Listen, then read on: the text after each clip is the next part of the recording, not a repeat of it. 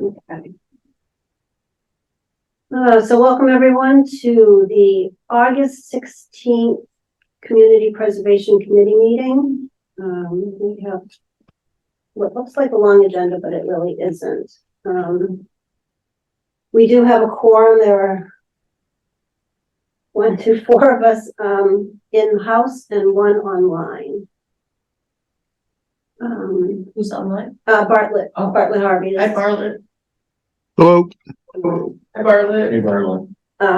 News, mail. I don't have any news or mail. Any inputs? Here comes Sam. Oh, Sam's coming, so we'll hold back.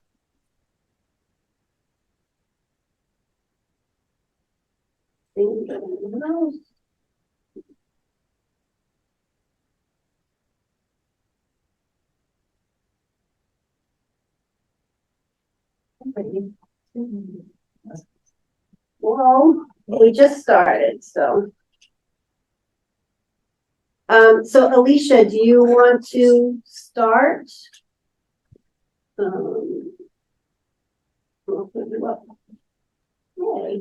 Sorry, I had somebody calling me at the same exact time. Oh, I do have a presentation if you wouldn't mind letting me screen share, that would be great. do I have to do something to make that work? Whoever is the host, you can allow me to present or screen share. If you go to participants and click up on that, Oh, you go to Alicia and then see the yeah. Dots. and then you can do let's see, allow to wait a minute. Make co-host. You can do it that way. That's okay. Yeah, probably. Yeah. I'll do it that way. Oh, I trust her. my video stopped for some reason. All right. Okay. Don't trust everybody, but Yeah. We can't trust you by now. We're in big trouble. I know. All right. So I just wanted to go over a few things that I know we talked about last time for the 2 separate projects that I brought before the CPC the last time that we had met. So I don't have answers to all of your questions, but I have answers to a fair amount of them. So we'll get started and we'll talk about the tennis court design first. So unfortunately, I wasn't able to get a meeting any sooner with the schools. It is tomorrow, just one day. But tomorrow I'll be meeting with the superintendent, Kelly Clenchey, the business manager, Steve Mark, Jen Gold, who is on the school committee, who is also the liaison for Parks and Recreation, and Kate Jacobson, who is one of our park commissioners. So we'll all be sitting down and talking about the questions that kind of came up in the last meeting. So just as a follow-up of those discussion topics, so we are going to talk about being able to get onto the select board meeting. So the next one is going to be September 14th. So I will put in that formal request so that we can go there, and we need them to take that formal vote, obviously, since it's school property, that we could do that project for the tennis courts. So the other questions that you guys had mentioned that we wanted to get answers for was, will the school contribute financially to the project? If they will not contribute in the future, will they contribute to CPC in fiscal year 25? And then also the question of, will they allow the town to redraw the parcel lines so that that space would become part of the town owned parcels? Because more than likely, we'll end up taking on the maintenance for that. So I just wanted to throw those out there and see if there were any additional questions that you all had on this specific project that I can answer or get answers for you in this meeting tomorrow. I'm not familiar with it, and it looks to me like they're where the tennis courts are already. Correct. So Essentially what we've done is we have flipped it, and then you can add 2 more courts on there. So currently they go Oh, up and down. okay. And then, yep, we would have to also redo some of the parking lot as well, because they still park the buses there, and we need to make sure that there's still enough space to be able to do that. And there's a new walk from the access road to the Indian Hill property. It looks Yeah, like. so that is supposed to be like a one-way road that would be Okay. able to allow people to go enter in at Indian Hill and then exit out over by the stoplight at the high school. That's just going to be the safest traffic route because that entrance and exit at Indian Hill is a bit tight.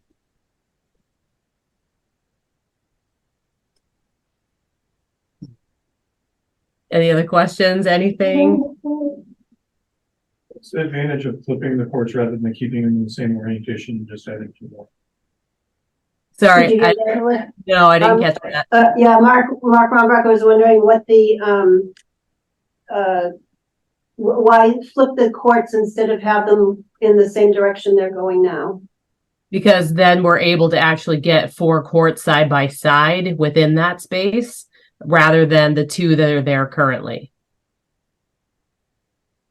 There's 2 courts there currently. Why can't you just build 2 parallel to the ones that are already there? Because the space allots better for doing it in this configuration.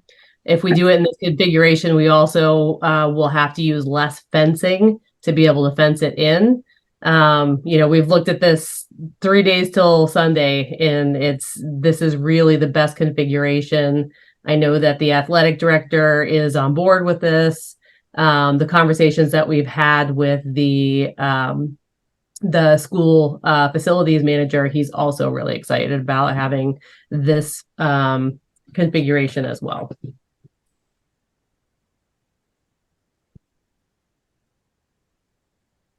Any other questions? Yeah, I guess nothing additional, Alicia. Thank you. All right, so I'll make sure I follow up on that and get you guys that information. Okay. So the second part of it was to get some answers on the quote that we had from places. And I know this is a lot of information on here. So I just wanted it to be up there. So you guys have that. It's part of the recording. But, I'll just break it down shortly. So on one of the sections for the quote, it had $10,000 for permitting. So my understanding and the conversation that I've had with the building department is that that would be waived.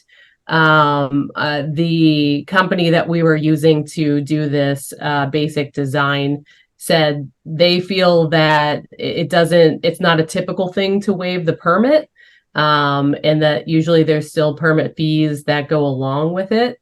But that's something that we would have to work with the planning department to know if that would truly be waived or not.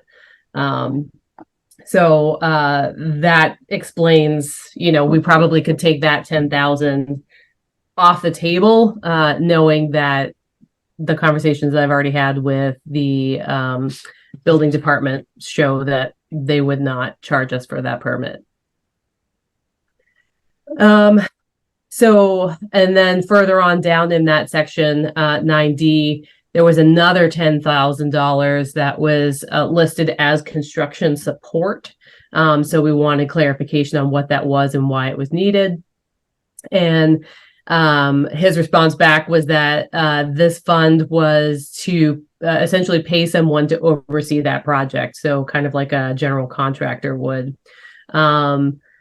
And if we're working with a specific office, whether it's him or somebody else, that person would be making sure to review those drawings, make sure that the construction meets the specific standards, and accessibility too, right? That's extremely important to us. So that is the reason that they added in that $10,000. Okay. The other thing that I kind of pointed out when we had our last meeting is that there was an inflation adjustment to 5%. I feel like that's extremely high. So I asked him to clarify why they set that. He said that he didn't feel that it was too high and that the current range is between 4 to 8% on these specific items. So he's saying specifically that diesel fuel and paving is still extremely expensive at this time. So he felt comfortable leaving it at that 5% at this time. And Does anybody here have experience with that kind of thing, inflation? Construction is way up. Yeah. And it's not just, it's labor, it's everything. we are starting to see it come back down, but it is still relatively high ever since COVID hit and everything kind of shut down production wise. It's been pretty astronomical as far as the cost of everything. So yeah, so he felt comfortable staying at that 5% rate. And then the last thing that we had asked was, that road that we talked about, that one directional road, was that actually included into the cost? And when Steve Yonley took a look at all of this, he didn't feel like the estimates would really cover a road. So he said that it was included in this price. Essentially that if highway felt like it should be more, then he would gladly increase it. So not the most helpful answer, but Yeah. that's what we got. Right. Yeah. All right. So that is, I believe, the updates that I have currently for the tennis courts. Are there any questions about this project specifically? So those tennis courts are gonna face due east, right? They're gonna be unusable during certain hours of the day, I believe, right? We've already gone through all of this with the builder, and the sun is not really going to be an issue in this specific case due to the location of where it's at. Why? I understand the one side is shaded, but the other side's not. So multiple reasons. There are going to be windscreens up. That's one part of it. And two, the location of where it is at has enough shade because it's at the bottom of a really big hill that it will not be an issue.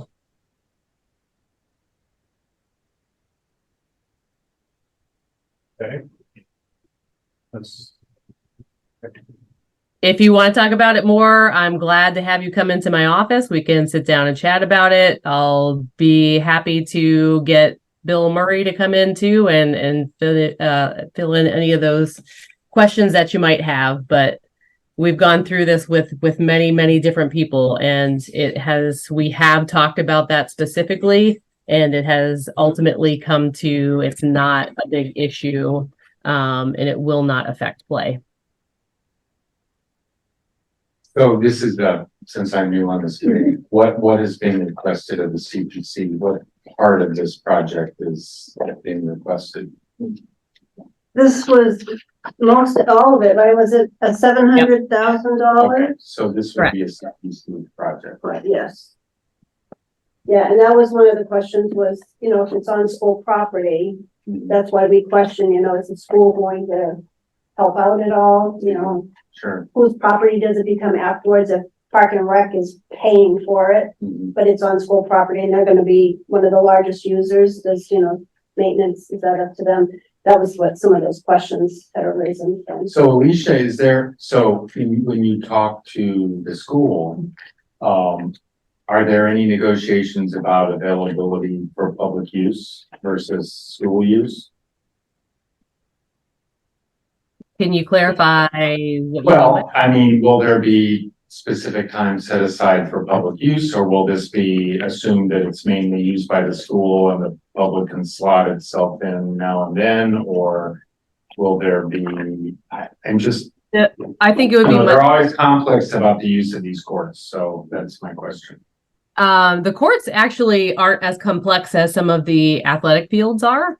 So it's pretty simple as there are specific times when the schools will be using them. So they use them primarily in the spring when they're doing practices and games for high school tennis. And the rest of the year, we really run programs. And whenever there's not programs on it, then it's open to the public. That's So how. it's not even a matter of the school use, it's the park and rec use also. Correct. Yep. Mhm. Okay. Is there any, do you have any, on a related subject, the court or courts that were built as part of, I forget the name of the, Weber on the Park. other side of the access road, the River Yeah. Village. Correct. Do you have any jurisdiction or management of those courts or? Not at all. And that's also something we have talked about that extensively as well. And those courts, even the athletic director of the school does not want to use them. Essentially, they were put together really quickly. There are sewer plates on the actual tennis court itself in the play area. So our department and the athletic director, neither of us feel that they're actually appropriate to use. And they're kind of not safe either. That would be, I mean, I hate to throw that out there, but that's the reality. If someone was truly playing the game and got into it and kicked one of those sewer plates, very easily, they'd go down. I'm really interested to hear that. Yeah. Go out and take a visit. You'll be surprised. No, I'm fine with it. It's just another sort of somewhat useless amenity provided Correct. for whatever. Yeah. Okay. Yeah, I have the application here at $734,000, which is the total cost of the project.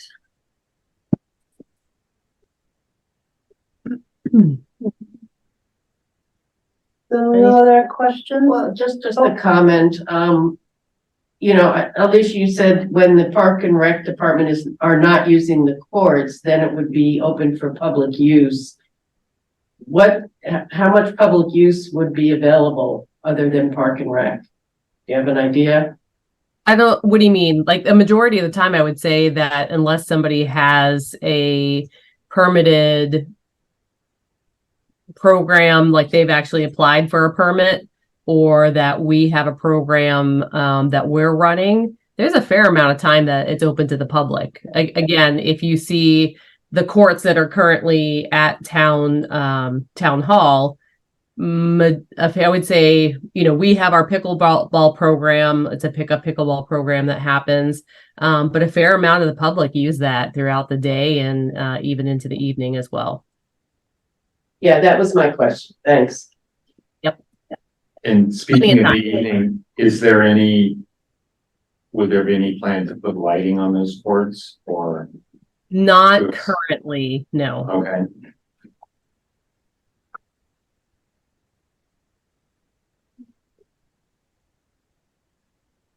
So we get some more questions answered. We'll have to have another meeting. I think, did they vote that the warrant was gonna close on the 15th? Plus, I haven't finished the, okay. September 15th or September 15th. okay. But we can have another meeting. Okay. Because, never find the calendar.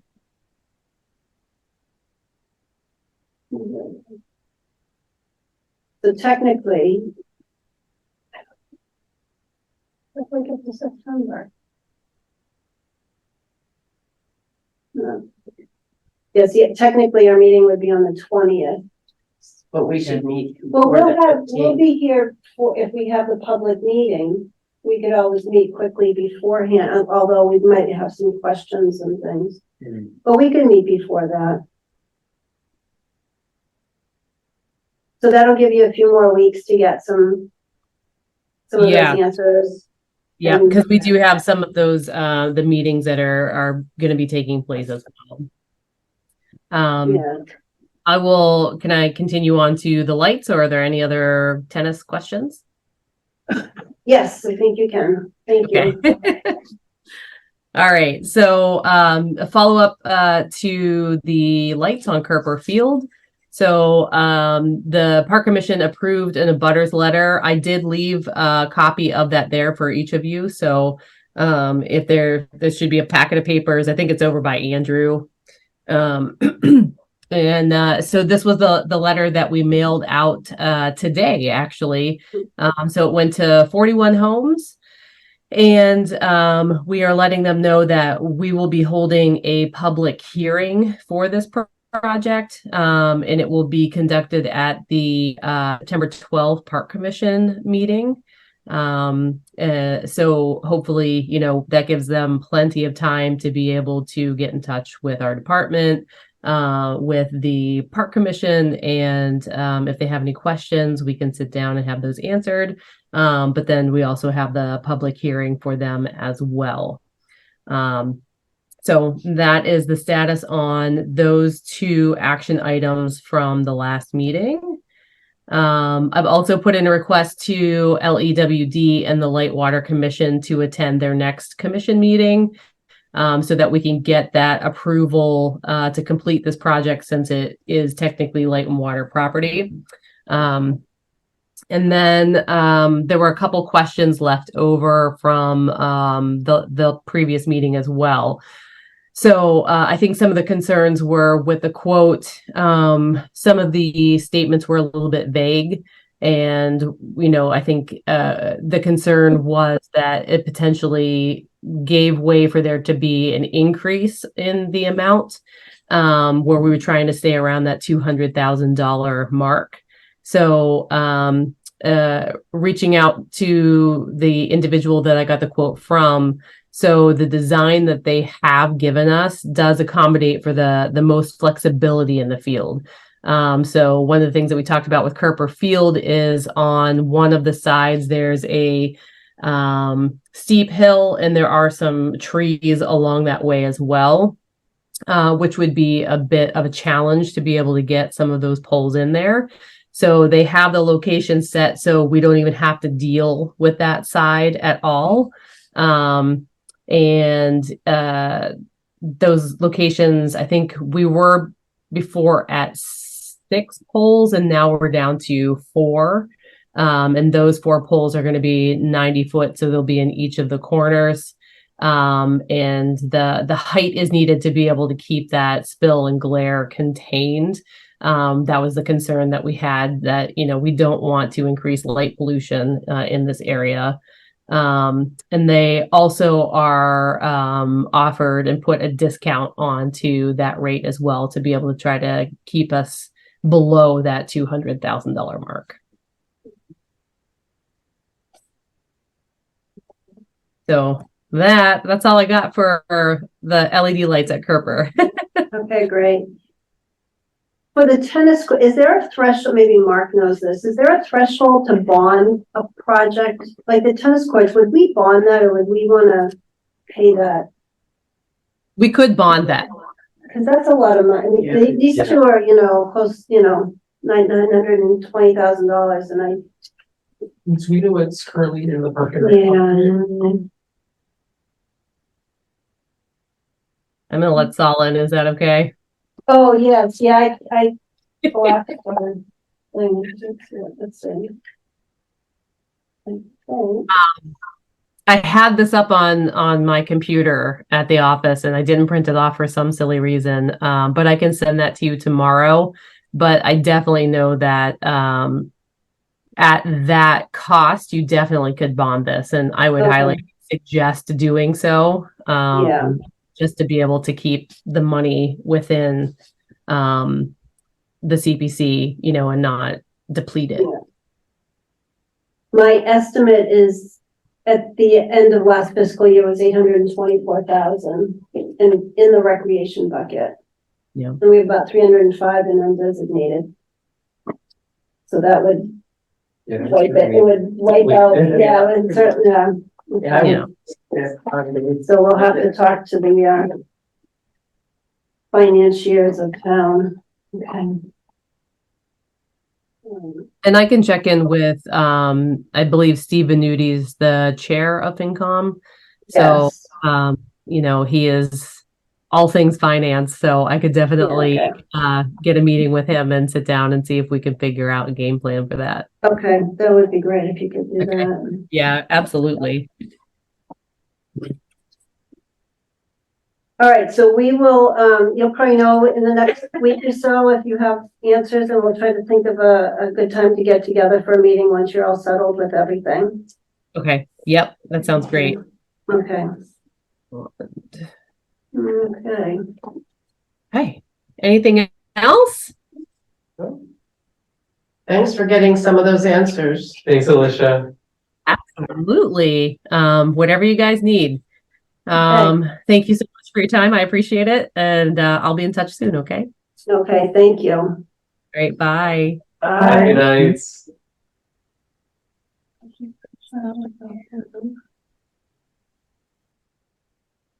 Okay. All right. So the next thing on the agenda is, the Historical Society windows. I have to sit on the other side of the fence here for a little while. So Andrew will take over as not me.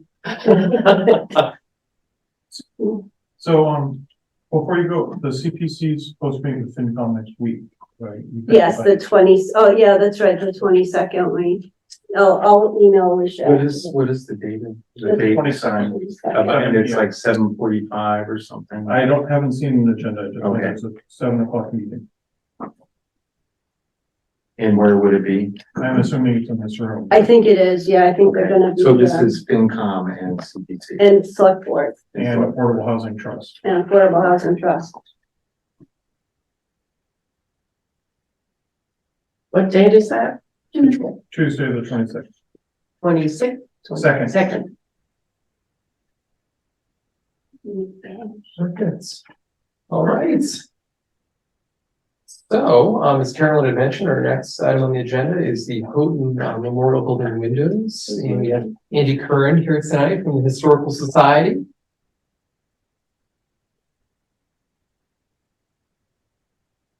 So you all got handouts?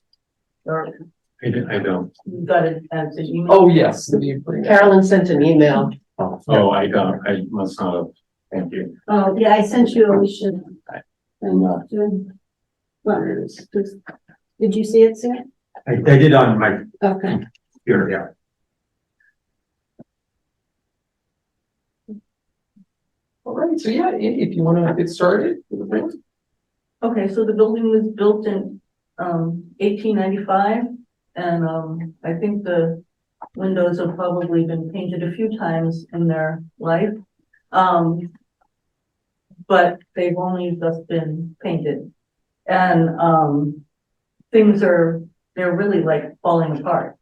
And so we talked to 3 people. One guy was, nice guy, was probably a fine painter, but he was not, he was like, yeah, we'll pressure wash the side of the building and we'll do all this stuff. And I was thinking, this may not be a good idea. And then we talked to 2 other people who were not just painters, but restoration, because they really need to be restored. You put paint on them, they're going to have to be painted again in another 10 or 20 years. And they're not going to stay together. I mean, the stills they're actually, one of the guys said, you guys have just caught this in time, that if we had waited longer, water would get into the wood and then it would be a terrible mess. And we just finished fixing the roof and fixing the basement, and we're trying to be good stewards of the building. It's not our building, it's the town's building, but we're trying to take good care of it. And so the company we decided to go with is Houghton, and they are distantly related to I was gonna building, That's, which is kind of cool. that is cool. And they really seem to know their stuff. And they and the other ones we looked at, which wanted $300,000 more, had the same procedure in which they removed the windows, like 3 at a time, take them to their shop.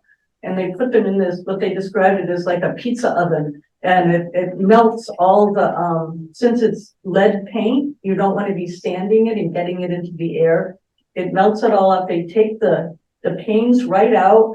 And they just do everything they need to make it perfect. And then, and if they, by mistake, make it, break one of the panes, they replace it. And then when they get them back in, they're totally functional. They open and close, and which they probably have not ever been. Well, they probably, maybe when they were very young. Anyway, they seem to be a really good company. And they've been very good about explaining everything to us, and they seem like their hearts are in it. I mean, they're like, they really care, which I thought was important. And I don't know. I mean, Is there a warranty? that's a good question. I think so. I don't have. When do you think the last time the windows were painted?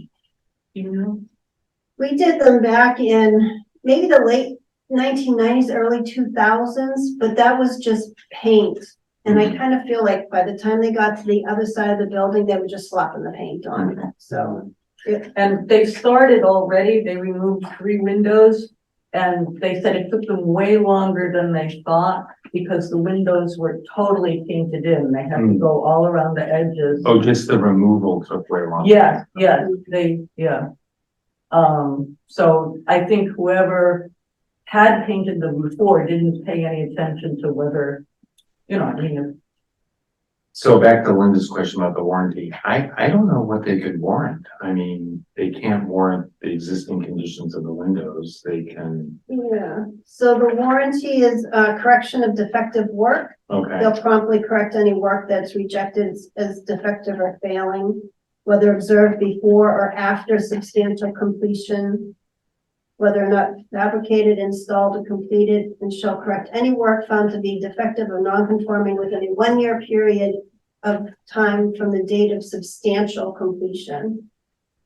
The contractor will correct mistakes within a reasonable time after receiving our written instructions and at its own cost, provided, however, that the contractor will not be required to correct at its own cost any damage that occurred after the completion of work. And then they will be responsible for damages sustained by the owner under conditions of normal wear and tear. Under no circumstances will they be responsible for damage or loss caused by wear, tear, misuse, neglect, negligence, abuse, or accident, or because of arising from any risk insured against in terms of the homeowner's insurance policy. So, Oh, that seems reasonable. yeah. It's probably the most beautiful building in town. I would say it is. I mean, especially when it was, I was there at the very ending when it was the library. It was so charming to go in there and so unexpected. It was like a jewel box. And I'm talking about the whole building. I mean, the window, the building itself is, really great But looking if also. the windows, something goes wrong with the windows, then Yeah. the rest of the building. I guess I have to put this out there. Did you look into replacing them with some kind of facsimile of them or? No, Okay, I'm sort of glad. we don't even want to Yeah. replace the glass if it doesn't. Yeah, no, the glass is, We said, we'll be really careful, and they said sometimes they break, but they will replace it with similar, well, you probably know this, they make glass. you Looks can, like old you glass. can order, yeah, it's a expensive option, but you can Yeah. order old, glass. The other thing is for what they're developing now, and it's not there yet, is a glass technology that is the as thin as a pane of glass, but it's an insulating panel where they put a vacuum inside, these two really, but it's really only used now in historic applications because, it's so expensive. And in some projects it's required, but I don't think it's there yet. Maybe the next time you go through the windows, if we're still all around, maybe they'll have some other Well, when we got other things made, we have these things that are like storm windows. Oh, the interior. Interior ones storm that- panels. Yeah, and they're, I think they have, is it, they have like, Yeah, the UV protection. Yeah. built in. and so they protect some, you know, Right. from the light, and also Yeah. they get a little extra, you know, rather than use, you Yeah. know, triple pane glass or whatever. Right. they're- So what does the CPC need to do about this other than support it? Oh, He loves money. Okay. Well, that's support. Yeah. No, we're looking for a vote tonight. Oh, okay, and then what's the Recommended. bucket of money that's available for historic, It's a lot. okay. I think it was around like 300. I don't remember.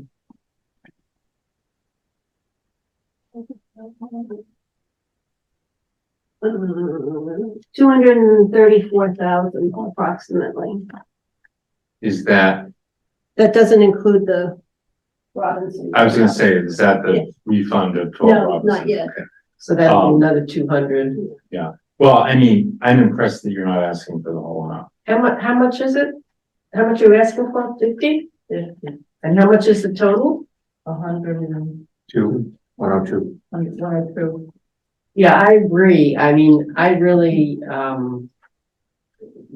give the Historical Society a lot of credit for paying for a lot of repairs and work on that building yourself and not asking the town to pay for it. And none of it's very sexy. I mean, people aren't gonna drive by and go, oh, those windows look great. They look like their own suit. Well, the previous projects were I the know. roof, who no one sees it, Yeah. and the basement. I which was- I watched that project. They did, I mean, I know you had problems with some of it, but it looked like they knew what they were doing. Maybe they didn't know, but. And the basement one was a really gross, you know, like going, I mean, the dirt, it was just, but they did a fabulous job, and we don't leak anymore. Hmm. Perfect. Does anybody have any further questions for Andy before we proceed to a vote? All right, hearing none, would anybody like to make a motion? I'll make a motion that the CPC fund $50,000 towards the new or the window repair. Is that what it is? Restoration. Towards the window restorations in the Houghton building. Do we have a second? Second. All right, so I guess we'll do a roll call vote because Bartlett is virtual. So Bartlett, I'll start with you. Yeah, I'm in favor. I vote yes. Sam, Yes, I will. Jeff, Yes. Linda, Yes. myself, yes, it's unanimous. Solomon's on. Oh, Sol, are you He's still in there? muted, though, I'm not sure if he can actually hear us. Let's see. I can hear you and I would vote yes. Oh, yes, oh, perfect, thank you. All right, it is unanimous. Thanks, everyone. All right, well, Good luck. thank you, and good luck, yeah, Can I come Come by back? the building and check it out. absolutely. Come on back, Carolyn. Don't you have your peach social coming up or is that It's, past? Next Wednesday, Next Wednesday. 6:30 to 8, come on down. All right. All right, so now, Have a great night. Good to see you. Good to see you too. so where are we? I don't think we have a whole heck of a lot. Done here. So just an ongoing budget discussion and the 3%, trying to meet the 3% threshold and the public meeting that we have to have. So we're starting that discussion. Yeah, let's, So I guess I have a question for Mark, based on the letter that we saw from George Sanders. So the way I interpreted his letter was that he and you agreed to raise it 1%, not beyond 2% ever in the future. Is that true? Is my question. Is that, so that was, George's stance is we should never go beyond 2%. Right. And I tried to convey to him, and I think he understands now, that we can't promise never to go beyond 2%. You can't make a motion at town meeting that says that binds a future town meeting.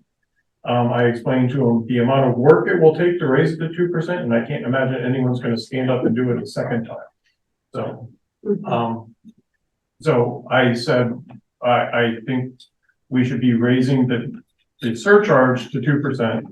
And then the town should come up with a way of funding the other 1% as best we can. So, and that's what we're trying to look into now. It might take us a little while to get there. I don't know that we're gonna be able to fund another whole percent this year, but we're trying, the budget season's just starting, so it's one of the. Is there a number for like, what is 1%? What is that number? It was for, I mean, what is it, what do we raise? we raised like 466 last year. Yeah, Okay, so, that was 1%, so Okay. say 500,000. so each 1% is, let's say 500,000.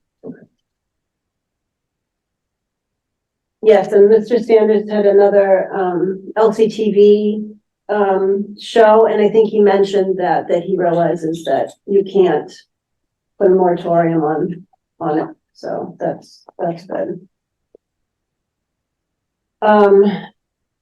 So we've had various discussions. I can't remember how we left it. I think we left it that we were leaning towards the 2%.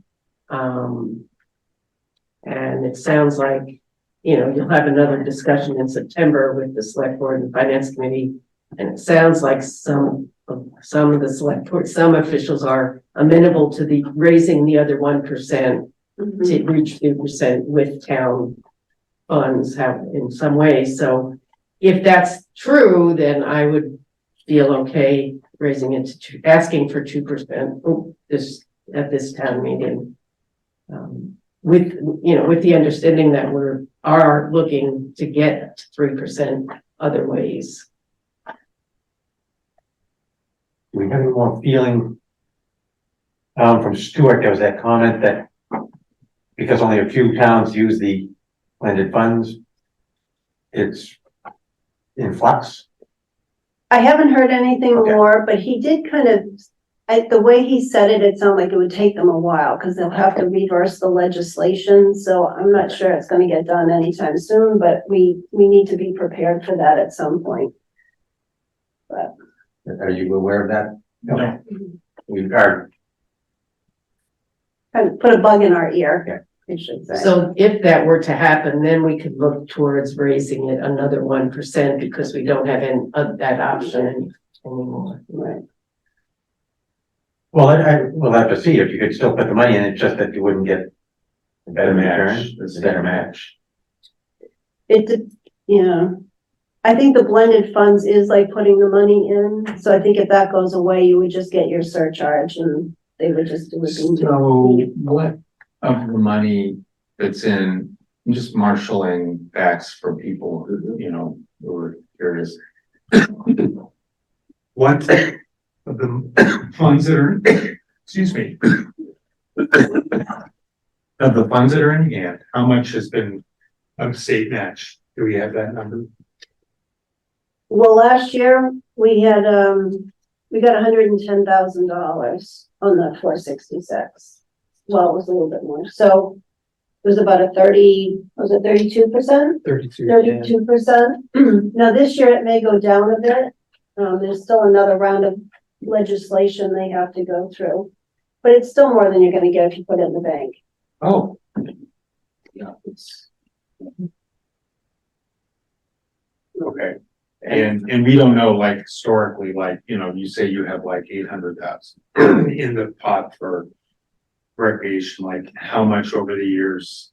Has it been generally a third, or has it been? It used to be a little bit more back in the day. Yeah, originally it was 100%, Right. and then that kind of quickly, it was down to like 12% at one point, wasn't it? As more and more communities have adopted Sure. CA, it's Yeah. gradually gone down, but yeah, it's been up and down. Yeah, lately what they've done is they've made a concerted effort to get more money into the trust fund. Mhm. You know, the legislature is allocated more. I think partly when some of the big, like Boston comes online, you know, they've got a little bit more leverage and want some extra money in there. So that's why it's kind of taken a turn upwards, Okay, but it all depends on what they vote in. So, But if you hit 3%. There is a table on the website of the CPA that shows all of the funding that's going. yeah, What were you gonna say, Mark? At 3%, the match goes from a 30% to a higher number too. oh. I think that is correct, right? I don't know. Yes. Yes. I think so.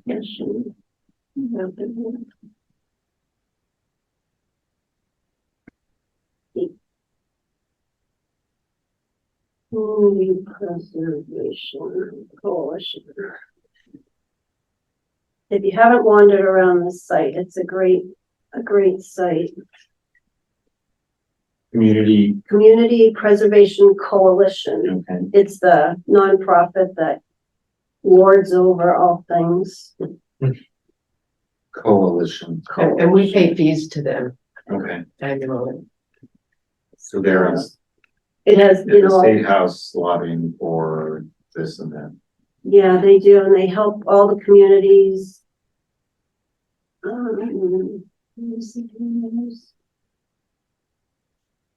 I'll drop CPA surplus funding.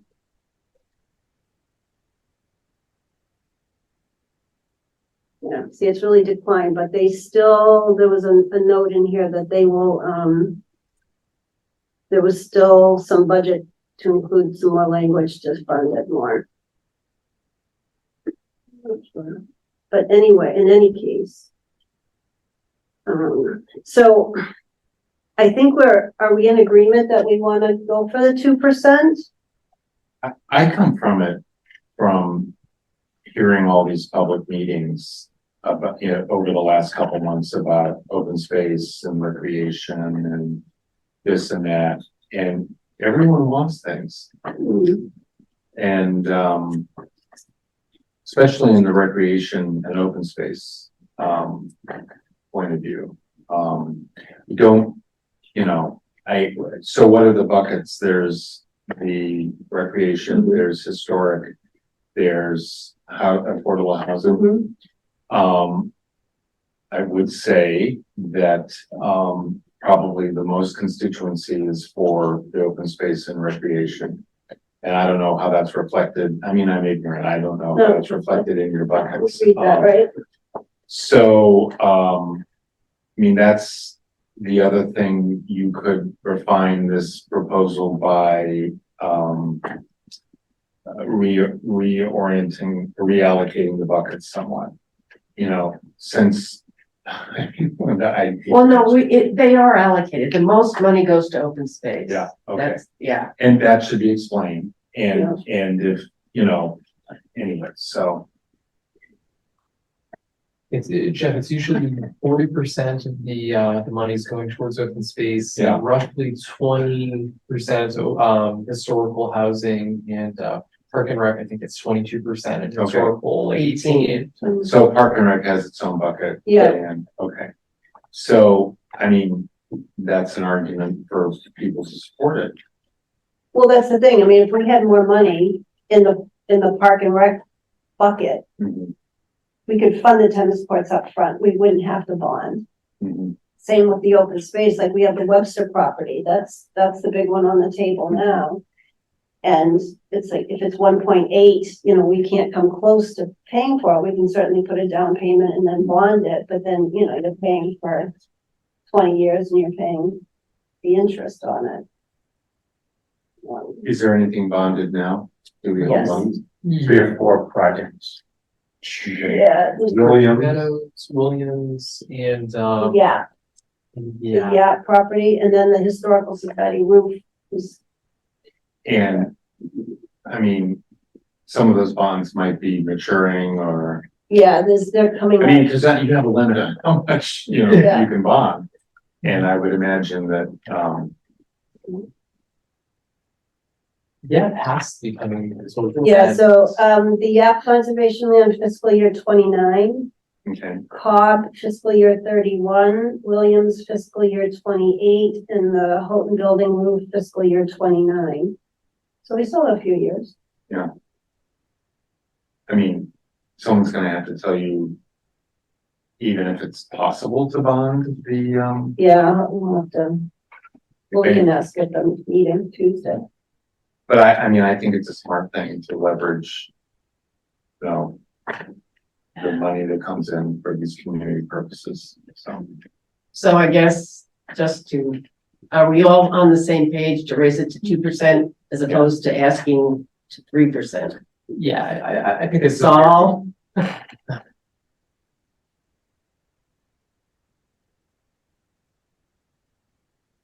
think he is. Bartlett, is that all right with you, or do you have any comments? So it means to leave you out? No, that's basically okay with me. I mean, I would like to get, 2-3%, and I think that's a reasonable way to get it. I mean, housing, does, there's some money that goes through CPC that comes from mitigation or, some other kind of compensation that developers provide. So, I mean, there's a start to getting that third percent through that source. And I think we need somebody creative, to think about how the town can get other money like that. But it should be possible to extract money from big developments and run it through CPC. When you close on the Robinson Road property, how is that accounted for? It doesn't count, It's a historic Yeah. bucket. Okay, It has to. but it doesn't count as revenue. 'Cause Right. it was already, so, I mean, is that potentially working toward the 3%? no, Okay, no. Because it's really reimbursing the bucket. So it would have been counted twice if you. Saul, are you there?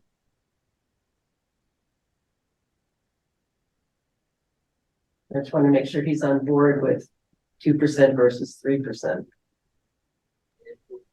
Yeah, I'm on board with that. I'm jogging to the airport at the moment. I didn't know that. Okay. Right. Thanks. But yeah, I think it's the right approach for the moment. I think it'd be a harder sell to try and get right to 3%. Yeah, okay. So, Okay. Good job. Don't And Mark, you agree with that approach? Yeah, and I think you had the majority of the select board that was nodding up and down. Okay, yeah. And that approach is, we didn't actually vote, but we polled. Right. Consensus, as we say. I suppose we should vote. Yeah, to I have didn't feel like we were ready to vote until now. No, I know. We've had so much discussion about Yeah. which way to go. All right, somebody want to make a motion? I'll make a motion that the Community Preservation Committee recommends the select board put forth an article to raise the CPA surcharge from 1% to 2% on the upcoming town meeting warrant. I second it. Mhm. So we have a motion and a second to raise from 1% to 2%. We'll take I don't know, Saul, are you still there? You want to roll call? yes, I will vote Okay. yes. Thank you. Bartlett, Bartlett will vote yes. Sam? yes. Yes. Carolyn is a yes? Yes. And Linda? Yes. Okay, great. So we will go ahead with that. So we had been talking about having a public meeting or public hearing. Do you know if we have to have a hearing for this? There's no penalty. Someone said if you're not, I don't know how it works. I don't think it's required that a hearing is held. I think we just thought it would be good to have one to gather public Yeah, input. an informational meeting. I think an informational meeting is sufficient. I don't think it has to be publicized as a hearing. Yeah, I don't think so either. I think it would also be a dry run for presentation to town. Mhm. Yes. We had talked about that first week of September. And it's too soon. Of course, we didn't know like if we needed before the Well, I guess we don't need it We before don't the need it warrant. before the I mean, warrant. we can put the warrant on whether we have a meeting or not. Yeah, and we can always get a placeholder too, and if we have to withdraw it, we certainly can. Yeah, because I think that if they voted in the schedule, it looked like the 29th was when it was going to the printer for the books. So that gives us a couple weeks after. So we're not in such of a rush, I think, the more think about it. Yeah, let's just, marshal our info. But I think we need to I think I'd like to have a date sooner rather than later. Unless September 20th would be our, is that too late? It's a normal. That would be our normal Yeah. meeting. I think that would work. I think by then we wouldn't have any projects going through, so we could take up our meeting with that. We wouldn't have to do too much. Would give us some time to prepare. Yeah. Okay, that's not so bad. I think you could do your October meeting just fine too, since it'll be closer to the town meeting. When people will actually have the bit in hand. Oh, That's a good idea. Hmm, that's not cutting it too close in case, no, because that, Well, there's no, I mean, the results of the meeting aren't gonna Right. affect the the warrant. warrant, bring the Mhm. warrant forward, so. And, you know, it's sort of to inform and perhaps assess the board. So that would be the 18th, which would be exactly 2 weeks before town meeting. Is that too close? No, it's fine. The 18th of October. No, I'm gonna be here. are there any benefits to having it in September or October? I'm trying to think. I think like Mark said, people will have town meeting booklet and it'll be fresh in their Oh, I minds. see. When is the booklet published? It comes out like September 29th. Oh, that is something. Yeah, maybe that's good. I also think we need to prepare like just a little bullet point historical overview of what's been funded, how much has been Yeah. funded, what, you know, and because people may not realize everything that's Right. happened. I think that's it. A lot of people don't even know what community is. preservation is. And you know, then the basic stuff like, well, what does it mean to you? It means an extra $112 Yeah. or, you know, whatever. Or this, you know, and these are the projects that we're currently funding. Yeah. And, you Yeah. know, especially the list of the bonded projects, you know, for the open space. And, you know, you could, for those, associate, well, the Williams land. I love, by the way, the Williams land. You know, I'm there with my dog a lot, you know, just say, well, that was so acres and, you know, there's this, there's that. And, anyway, the next time you go by the Houghton building, the little library, just know that CPC has contributed X amount to, anyway. Yeah, we did I sent, look in your planning board Awesome. email. Yeah, I Yeah. just last night. Oh, okay. then I Yesterday didn't see morning it. or something, I gave you the presentation we did to the select board. Right. We did one to them, we did one to the, which was a little more number oriented. And then we created one for, council on aging. Bartlett went to talk to them and, they ended up not wanting anything too formal, so he just spoke, but we kind of fluffed that with more about the CPA rather than the hard numbers. So I think when we start putting all this together, we have a pretty good start on our presentation. Of course, those are always short because you only have like 15 minutes. So, you know, we'll have a little bit longer than 15 minutes to really be able to get through the details and the meat of, Solomon's got a really good handle on the taxpayer, you know, what it means to the taxpayer, so we can have some, because it's complicated. Yeah. The mathematics of it all, so. All right, so October 18th, we think that, That sounds good. whew, that makes me feel a little bit better. Okay. Yes. Me, Mr. Procrastinator, feel better. Yeah, well, yeah, exactly. Okay. All right, we'll shoot for October 18th.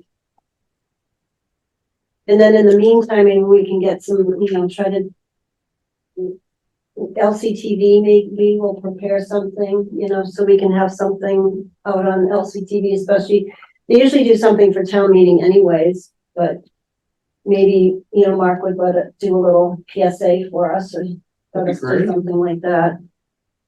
We could do a quickie and then advertise this, actually. Yeah.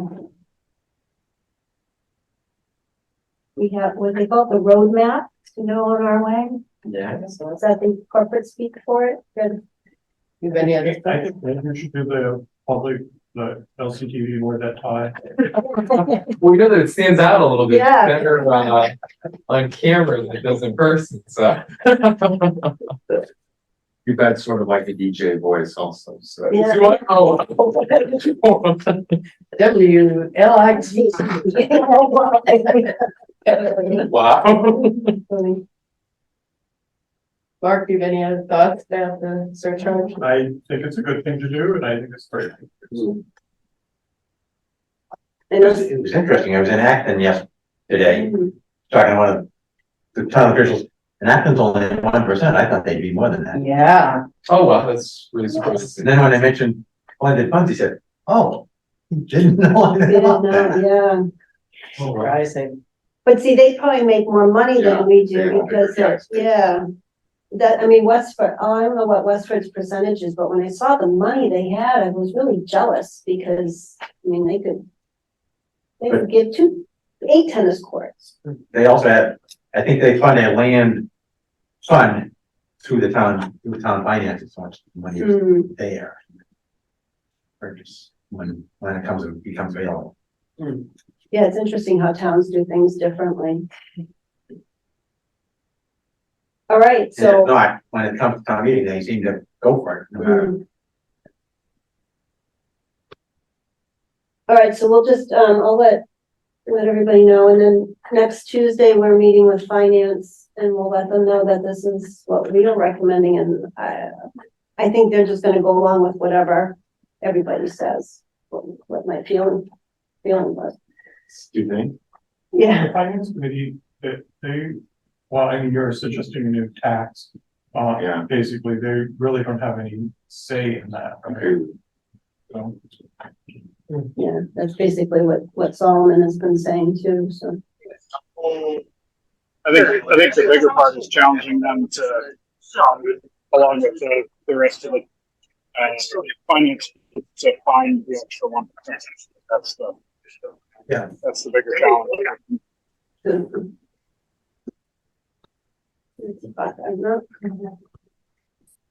All right, so I guess there's nothing more, I mean, that, we've made a decision, and so that's. After months of, I know, but after- yeah. Okay. So we'll continue with that. So other than that, any other discussion on finances? We'll try to get some, I don't know, I think I sent you the email that Steve Venuti sent to me, and he had a list of questions, so I'm trying to get together if I can get the buckets and stuff like, because what I have is what I had gotten from Patty plus what I think has happened, but I want to see if somebody up there can give that to me. And to verify that those other funds came through, the mitigation funds, to make sure those got put into the CPA bucket. And I can't remember, there were a couple of other things. Yeah, so Steve, with the list says proposed article for special town meeting, why now, what's prompting the increase? What's the projected cost to the taxpayer? Current funds available and associated buckets and projected balances from the increase. Plans for spending both current funds and new funds. Alternatives to increasing the percentage, plus any other topics or issues you'd like to discuss that I may have missed. Yeah. So some of those things we talked about, I but think some we most have of them not. we talked about, yeah. I mean, future, like how is it going to be spent? It's hard to It's say. hard to say. Well, but you could, with what we've talked about today for Park and Rec, I mean, that's clearing out the bucket, Right. more or less. And there's a huge need there. That's the thing. I mean, in all 4 categories, there's a huge need. So in terms of justifying the increased revenue, even 1%, that's a 100% increase in our funding, and we'll certainly put it to good use to help the community.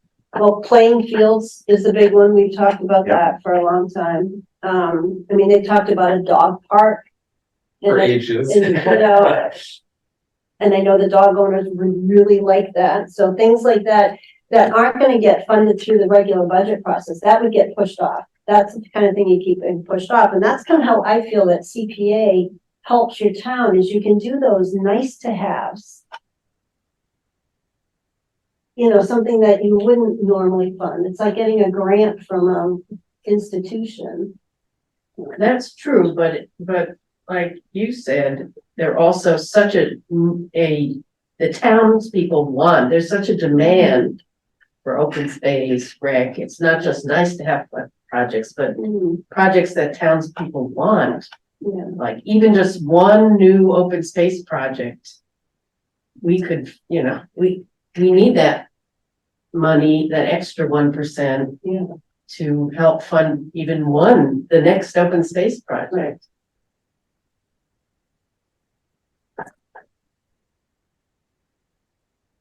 yes, if you have any great ideas, just let everybody know.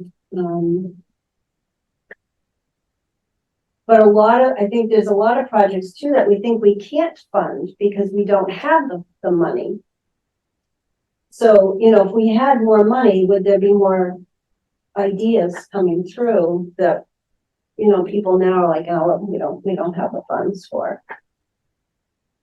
Potentially. What we should do is go through the database and see what other towns have funded and see if there's anything like that that would maybe pertain to Littleton. I mean, there are some things that we probably wouldn't do, but on the coalition website, they have a data bank of all projects that have ever been funded by all the towns by category. So it's kind of good ideas, you know, kind of see what people have done. Okay. What was one of the other questions you had said that? Let's see. So why now? Like, what's prompting this increase for this upcoming town meeting? And then it'll have to be on the ballot in the spring, in addition to Well, part of it was the Webster. I mean, that's when Anthony came to us originally. It was because they were looking at the Webster property and knew that that was a prime piece of land that people might want. And again, I think part of the answer there is that we haven't been, in the early days of the blended fund, we were better at finding that funds in the general budget, seeing that is not the case now. And we want to have the most efficient use of our funds through the matching. Right.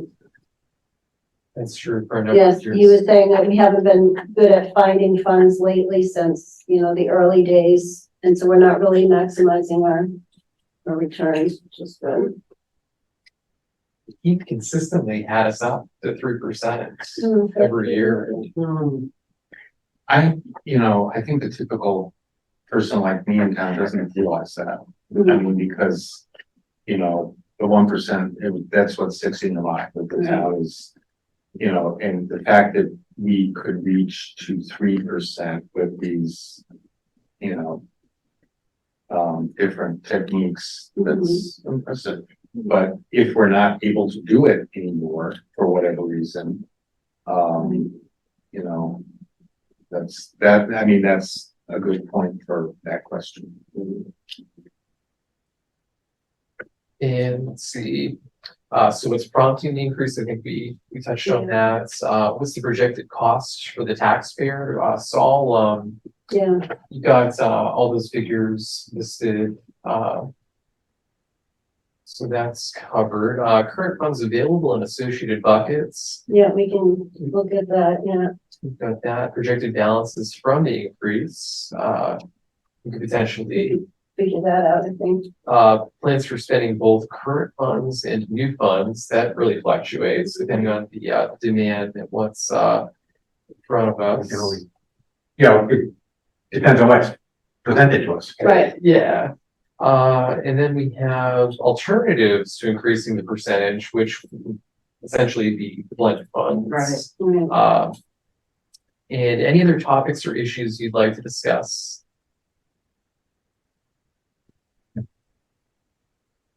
I mean, that kind of exhausts the, you know, that's kind of what we're talking about. I don't think we have any other outstanding issue, except for making sure that stuff, the blended funds come through and get voted on, because I think that's, and a lot of that's just because of the turmoil in the finance department. I don't think that's anybody's fault. It's just the way things have been.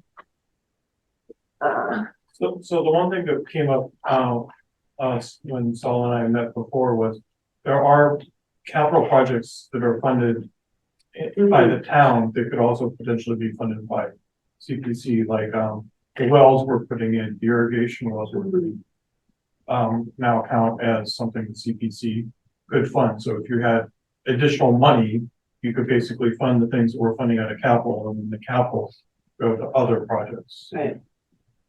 So what would the irrigation wells, what category would the irrigation wells be funded under? They're under recreation. Yeah, because it's for fields. Oh, I see. Okay, fields. Mhm. Yeah, we were gonna try to see if we could figure out any others that had been done, but.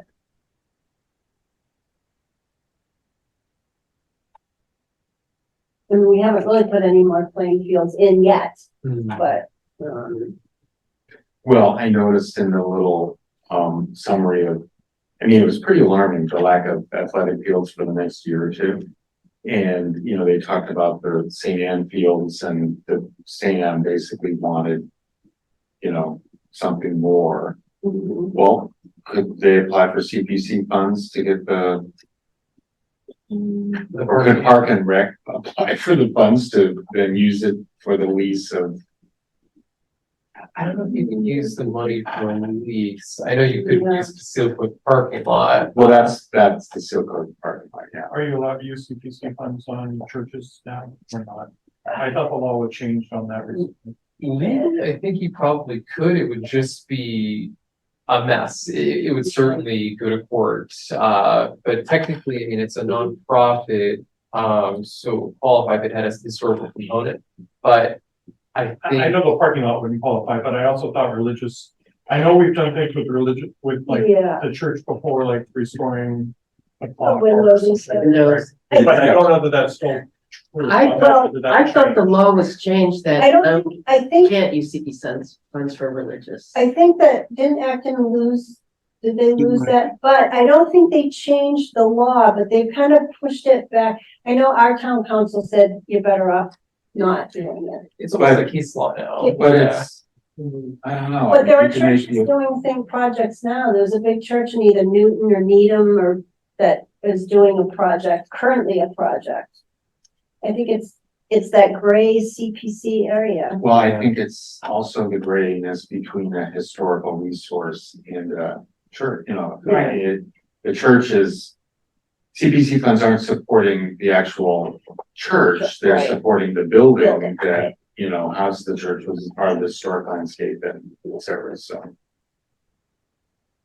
But they're gonna take it further. Well, if the church doesn't have to do the maintenance, then they can put more towards, you know, their outreach. Right.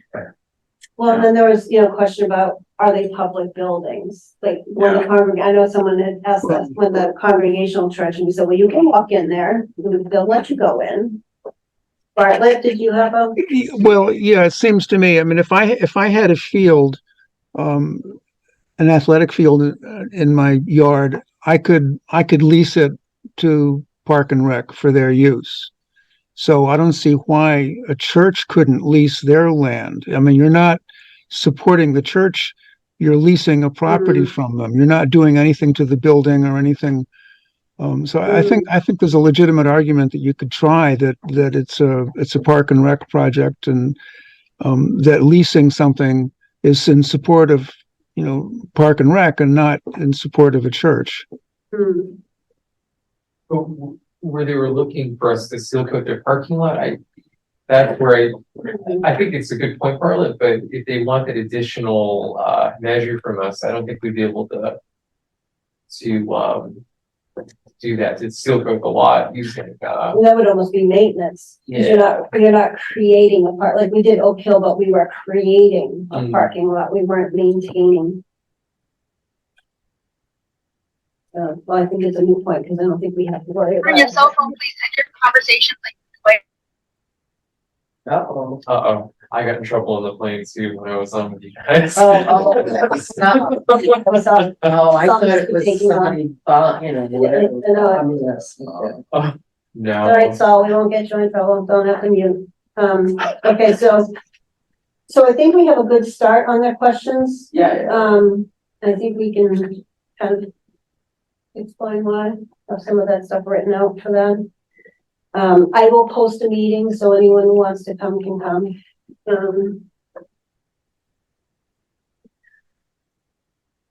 Anything else? Budget wise? Any other? We got a lot done tonight. We finally, I know. came to a conclusion. Yeah, so just the other things that I haven't heard of any other projects in the pipeline. There are no minutes. I forgot Matt wasn't here last week. I got your notes, so. I forgot about that. And then I think we've already decided, so our next meeting will be on, what did I say, September 20th? Which is our regular Wednesday. And then, I'll be here. okay. I'll be in Missouri. Uh, Happy Death Community. Oh, that's right. We can talk about that. And then October 18th, we'll have the public. Said it like Missouri. You did say it. Ken was from the Midwest and they would say that. Okay. Does anyone have anything else before we wrap up? Mark, thank you for coming tonight. Thank you. Appreciate it.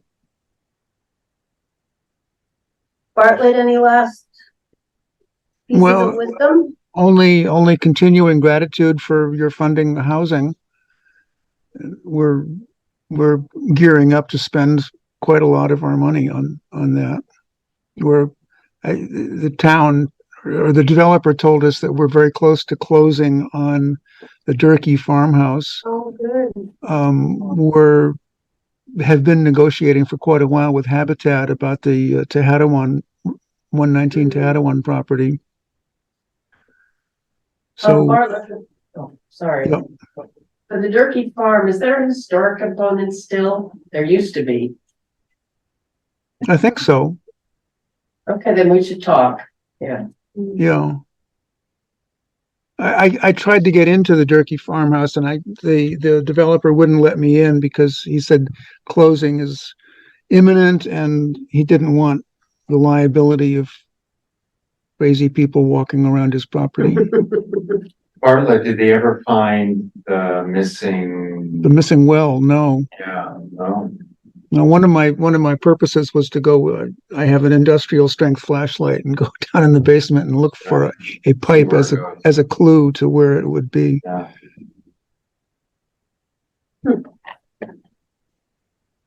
Well, that's good. That's good to know that you're actually getting some things done that you've been working on for a long time. It's excruciatingly slow, but things are happening. Is Tehadawon Road the lot in Browns Woods? The Mary Brown lot, yes.